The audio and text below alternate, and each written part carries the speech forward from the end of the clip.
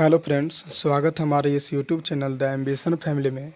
Friend, यदि आप हमारे ये पहले का वीडियो नहीं देखे हैं तो प्लेलिस्ट में जा कर के आप उस वीडियो को पहले देख ले, क्योंकि ये आज का मौलिक अधिकार का आज का तीसरा का वीडियो है। मौलिक अधिकार से संबंधित आज तीसरा वीडियो से संबंधित हम लोग 2 वीडियो को देख चुके हैं। तो आप यदि उस वीडियो को नहीं देखे हैं तो पहले आप प्ले लिस्ट में जा कर के उस वीडियो को देख ले। पहला जो वीडियो है, पहला भाग जो है मौलिक अधिकार का, वो हम लोग देशी रियासत का जो विलय है वो आपको प्ले लिस्ट में मिलेगा। देशी रियासत का भारत में विलय, उसी में हम लोग मौलिक अधिकार का फर्स्ट चैप्टर को देखें। और दूसरा वीडियो तो आप लोग को प्ले लिस्ट में ही मिल जाएगा। और ये आज का तीसरा वीडियो है। यदि आप उस 2 वीडियो को नहीं देखे हैं तो देख ले, तब ये ज़्यादा समझ में आएगा, क्योंकि मौलिक अधिकार एक दूसरे से संबंधित होता है। तो चलिए हम लोग शुरू करते हैं। तो आज हम लोग पढ़ेंगे शोषण के विरुद्ध अधिकार। इससे पहले हम लोग पढ़ चुके हैं स्वतंत्रता का अधिकार, जो अनुच्छेद 19 से लेकर के अनुच्छेद 22 तक है। तो आज हम लोग पढ़ेंगे शोषण के विरुद्ध अधिकार, अनुच्छेद 23 एवं 24। तो हम लोग डायरेक्ट पढ़ते हैं। अनुच्छेद 23 में बोलता है बेगारी पर प्रतिबंध। बेगारी पर प्रतिबंध।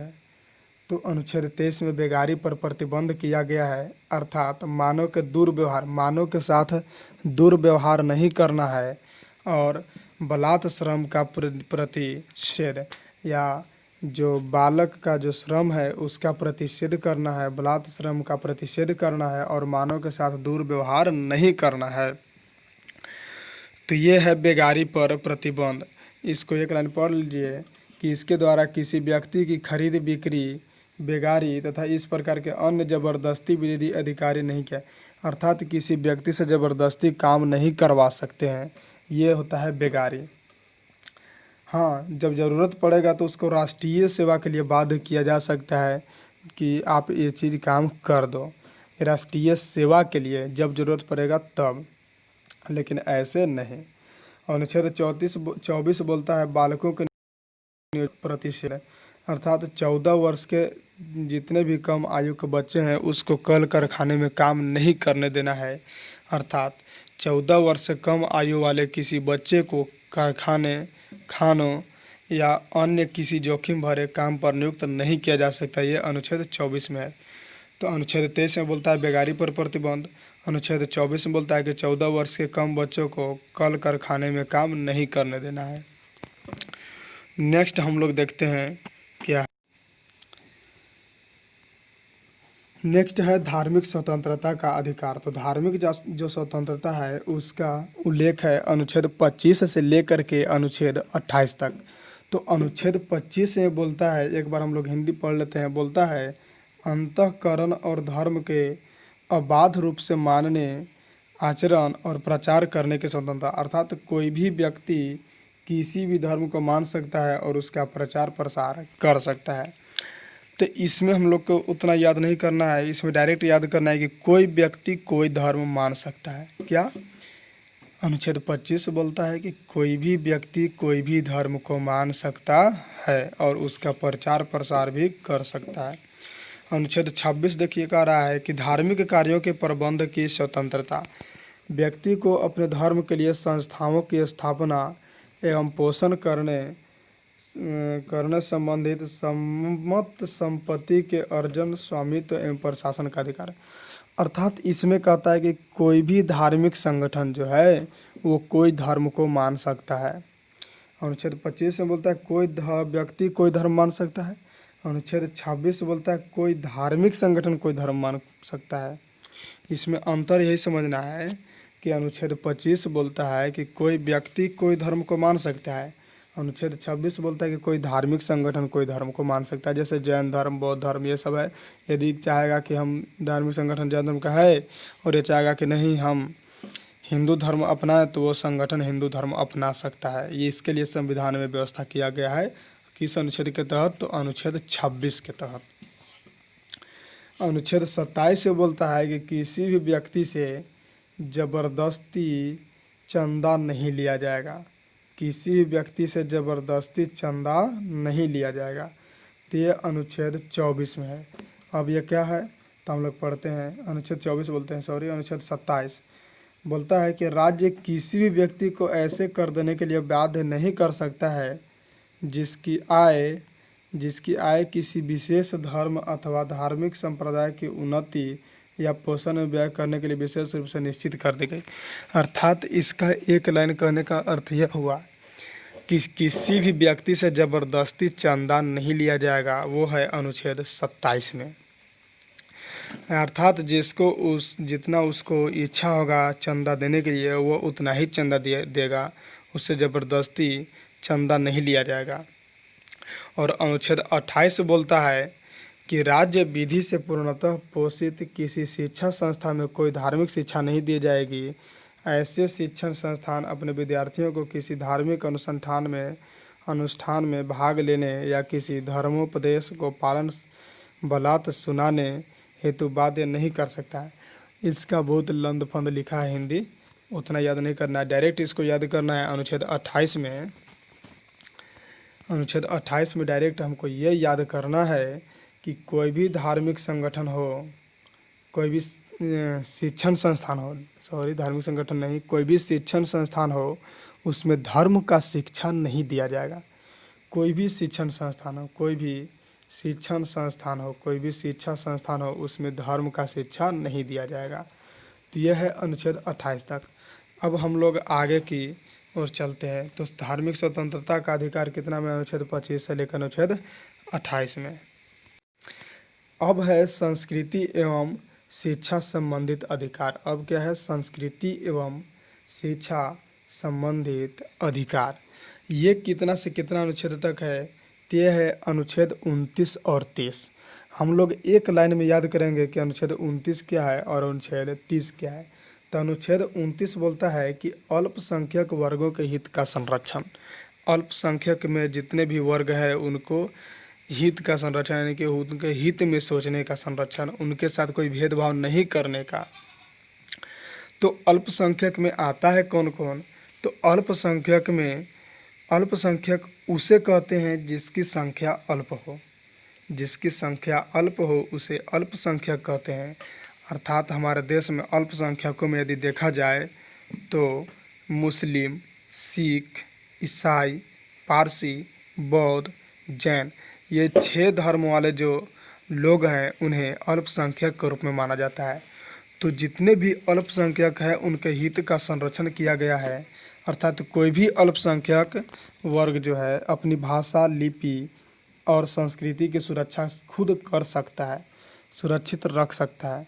यानी कोई भी अल्पसंख्यक अपनी भाषा, लिपि और संस्कृति को सुरक्षित रख सकता है और केवल भाषा, जाति, धर्म और संस्कृति के आधार पर उसे किसी भी सरकारी शैक्षिक संस्था में प्रवेश के कारण नहीं रोका जाएगा और उसे भाषा, लिपि और धर्म के आधार पर उसे किसी भी शिक्षा संस्थान में प्रवेश से नहीं रोका जा सकता है। तो ये है अनुच्छेद 29 में। नोट में कहता है कि वर्तमान में 6 समुदाय मुस्लिम, पारसी, ईसाई, सिख, बौद्ध और जैन को अल्पसंख्यक वर्ग का दर्जा प्रदान किया गया है। अल्पसंख्यक समुदाय के विकास को समुचित आधार प्रदान करने के लिए 2005 में तत्कालीन केंद्र सरकार के द्वारा प्रधानमंत्री का 15 सूत्रीय कार्यक्रम आरंभ किया गया। अर्थात 2005 में ये जितने भी 6 गो धर्म वाले हैं उनको अल्पसंख्यक का दर्जा प्रदान किया गया था। अब आता है अनुच्छेद 30 में। अनुच्छेद 30 में बोलता है कि कोई भी अल्पसंख्यक अपना शिक्षण संस्थान भारत के किसी भी स्थान में खोल सकता है। तो देखिए, शिक्षा संस्थाओं के स्थापना और प्रशासन करने का अल्पसंख्यक वर्गों का अधिकार। अर्थात कोई भी अल्पसंख्यक वर्ग अपनी पसंद का शैक्षणिक संस्था चला सकता है और सरकार उसे अनुदान देने में किसी भी तरह की भेदभाव नहीं करेगी। तो हम लोग 2 लाइन में याद किए। अनुच्छेद 29 में क्या है, तो अल्पसंख्यक के वर्गों के हित का संरक्षण। डायरेक्ट क्वेश्चन यही आता है कि अल्पसंख्यक के वर्गों का हित का संरक्षण किस अनुच्छेद में है, तो अनुच्छेद 29 में। अब कोई भी अल्पसंख्यक अपना शिक्षण संस्थान भारत के किसी भी स्थान पर खोल सकता है, तो वह है अनुच्छेद 30 में। चलिए, तो ये दोनों कवर कर लिए।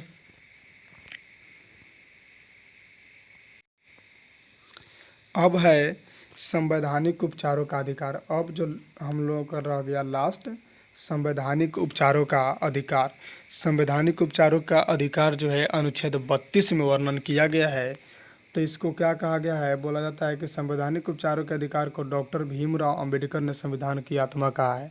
जब हम लोग प्रस्तावना पढ़ रहे थे तो उस समय भी यह हम लोग पढ़े थे कि संवैधानिक उपचारों के अधिकार को डॉक्टर भीमराव अंबेडकर ने क्या कहा है, तो संविधान की आत्मा कहा है। तो यहाँ से क्वेश्चन 2 को बनता है कि संविधान की आत्मा किसे कहा जाता है, तो संवैधानिक उपचारों के अधिकार को किसने कहा था, तो डॉक्टर भीमराव अंबेडकर ने। अनुच्छेद 32 इसके अंतर्गत मौलिक अधिकारों को परिवर्तित कराने के लिए समुचित कार्रवाई द्वारा। अब देखिए क्या होता है कि यदि किसी के द्वारा मौलिक अधिकार को हनन किया जाता है, तो मौलिक अधिकार को सुरक्षित रखने के लिए सर्वोच्च न्यायालय जो है 5 प्रकार के रीट जारी करता है। यदि किसी के द्वारा मौलिक अधिकार को परिवर्तित किया जाता है, हनन किया जाता है, तो उसको सुरक्षित रखने के लिए सर्वोच्च न्यायालय जो है, सुप्रीम कोर्ट जो है, कौन, सुप्रीम कोर्ट जो है 5 प्रकार के रीट जारी करता है। वो रीट कौन कौन है उसके बारे में हम लोग डिटेल से जानने का प्रयास करते हैं। तो चलिए हम लोग देखते हैं वो रीट कौन कौन है। तो पहला है बंदी प्रत्यक्षीकरण। फर्स्ट है बंदी प्रत्यक्षीकरण, दूसरा परम आदेश है, तीसरा प्रतिषेध लेख, चौथा उत्प्रेषण अधिकार परीक्षा लेख। बंदी प्रत्यक्षीकरण, परम आदेश, प्रतिषेध लेख, उत्प्रेषण और 5 है अधिकार परीक्षा लेख। तो बंदी प्रत्यक्षीकरण क्या है, परम आदेश क्या है, प्रतिषेध लेख क्या है, उत्प्रेषण क्या है, अधिकार परीक्षण लेख क्या है, ये सभी के बारे में हम लोग देखते हैं।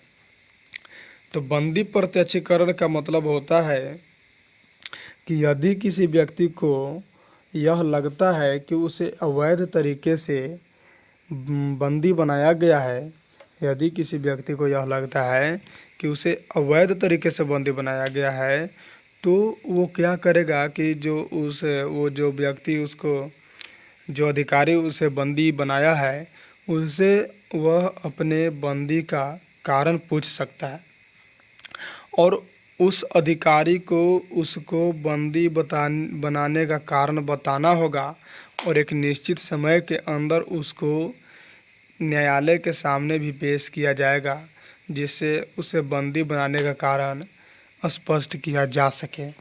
तो बंदी प्रत्यक्षीकरण तो यही हो जाता है। तो क्या है इसका, देखिए बोलता है कि यह उस व्यक्ति की प्रार्थना पर जारी किया जाता है जो यह समझता है, अभी बोले, कि उसे अवैध रूप से बंदी बनाया गया है। इसके द्वारा न्यायालय बंदीकरण करने वाले अधिकारी को आदेश देता है कि वह बंदी बनाए गए आदमी को निश्चित स्थान और निश्चित समय के अंदर उपस्थित करे, जिससे न्यायालय बंदी बनाए जाने के कारणों पर विचार क्या कर सके, विचार विमर्श कर सके। तो यह है परम आदि बंदी प्रत्यक्षीकरण। दूसरा है परम आदेश। परम आदेश जो होता है, परम आदेश का मतलब यह होता है, कहता है कि परम आदेश लेख उस समय जारी किया जाता है जब कोई पद अधिकारी अपने सार्वजनिक कर्तव्य का निर्वहन नहीं करता है। अर्थात जब कोई अधिकारी है और वह अपने सार्वजनिक कर्तव्य का निर्वहन नहीं कर पा रहा है, जब कोई अधिकारी अपने सार्वजनिक कर्तव्य का निर्वहन नहीं कर पाता है, तब उस समय सर्वोच्च न्यायालय एक आदेश देता है और उसी आदेश को परम आदेश कहा जाता है। वो आदेश क्या देता है, तो परम आदेश का लेख उस समय जारी किया जाता है जब कोई पद अधिकारी अपने सार्वजनिक कर्तव्य का निर्वहन नहीं करता है। 30 प्रकार के अज्ञात पत्र के आधार पर पदाधिकारी को उसके कर्तव्य का पालन करने का आदेश दिया जाता है और उस आदेश में लिखा जाता है कि वह व्यक्ति अपने कर्तव्य का पालन करे। तो यह आदेश जो दिया जाता है वो सुप्रीम कोर्ट द्वारा दिया जाता है उस अधिकारी को, और इसी को ही हम लोग क्या समझते हैं, तो परम आदेश के नाम से समझते हैं। थर्ड है प्रतिषेध लेख। प्रतिषेध लेख क्या है, तो प्रतिषेध लेख बोलता है कि यह अज्ञात पत्र सर्वोच्च न्यायालयों द्वारा निम्न न्यायालयों एवं अर्ध न्यायिक न्यायाधिकरणों को जारी करते हुए आदेश दिया जाता है कि इस मामले में अपने यहाँ कार्रवाई न करे, क्योंकि यह मामला उनके अधिकार के क्षेत्र के बाहर है।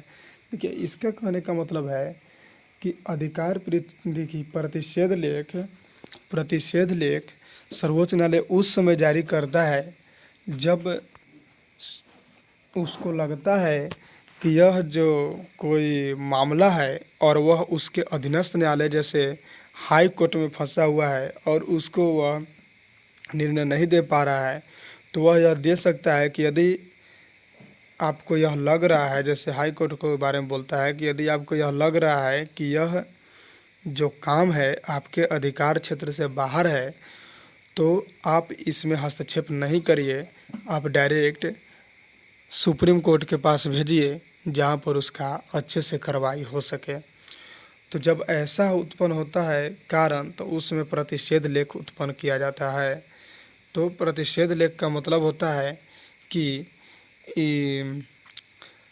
सर्वोच्च न्यायालय द्वारा न्यायालयों के अर्ध न्यायिक न्यायालयों को जारी करते हुए यह आदेश दिया जाता है कि इस मामले में वह अपने यहाँ कार्रवाई न करे, क्योंकि यह मामला उनके अधिकार क्षेत्र से बाहर है। अर्थात अधिकार क्षेत्र से जब बाहर रहता है हाई कोर्ट का मामला, तो प्रतिषेध लेख और उत्प्रेषण क्या है कि इसके द्वारा अधीनस्थ न्यायालयों को यह निर्देश दिया जाता है, उत्प्रेषण द्वारा जो अधीनस्थ न्यायालय है उसको यह निर्देश दिया जाता है कि वह अपने पास लंबित मुकदमों के न्याय निर्णयन के लिए उसे वरिष्ठ न्यायालय को भेजे, और वरिष्ठ न्यायालय को भेजने के लिए लंबित मुकदमा चलवाता है और इसी के संबंधित आदेश जारी करता है सुप्रीम कोर्ट। और पांचवा है अधिकार परीक्षा लेख। तो अधिकार परीक्षा लेख क्या है? तो जब कोई व्यक्ति ऐसे पद अधिकारी के रूप में कार्य करने लगता है जिसके रूप में कार्य करने का उसे वैधानिक रूप से अधिकार प्राप्त नहीं है, जब कोई व्यक्ति ऐसे अधिकारी के रूप में कार्य करने लगता है जिससे उसे कार्य करने का वैधानिक शक्ति नहीं प्राप्त है, वैधानिक अधिकार नहीं प्राप्त है, तो अधिकार परीक्षा लेख जारी करके सर्वोच्च न्यायालय उससे यह पूछता है कि आप किस अधिकार से यह कार्य को कर रहे हैं, जबकि यह कार्य आपके अधिकार क्षेत्र से बाहर है। जब तक वह इसका सटीक उत्तर सुप्रीम कोर्ट को नहीं देगा, तब तक वह यह कार्य नहीं कर सकता है। तो इसी को बोला गया है अधिकार परीक्षा लेख। तो इतना हम लोग समझें कि ये क्या था। तो फ्रेंड्स, जितने भी मौलिक अधिकार के फैक्ट्स थे उनको हम लोगों ने 3 वीडियो के रूप में देख चुके हैं। ये आज का तीसरा वीडियो था और लास्ट वीडियो भी कहूँगा। इससे पहले हम लोग ने 2 वीडियो जारी किए थे। यदि आप उस वीडियो को नहीं देखे हैं तो प्लेलिस्ट में आपको वो वीडियो मिल जाएगा। प्लेलिस्ट में जा कर के आप उस वीडियो को देख सकते हैं। इससे पहले हम लोगों ने प्रस्तावना पढ़ चुके हैं, संविधान सभा पढ़ चुके हैं, विदेशी स्रोत जो होता है, विदेशी स्रोत, अनुसूची, ये सभी को देख चुके हैं। यदि आप उस वीडियो को नहीं देखे हैं तो प्ले लिस्ट में जा कर के देख सकते हैं। और यदि आप लोग को ये वीडियो अच्छा लग रहा है, कुछ हेल्प मिल रहा है, तो आप इस चैनल को सब्सक्राइब, लाइक एंड दूसरों के साथ शेयर करना ना भूलें। Thank you. तब तक मिलते हैं दूसरे वीडियो में, तब तक के लिए धन्यवाद। Thank you.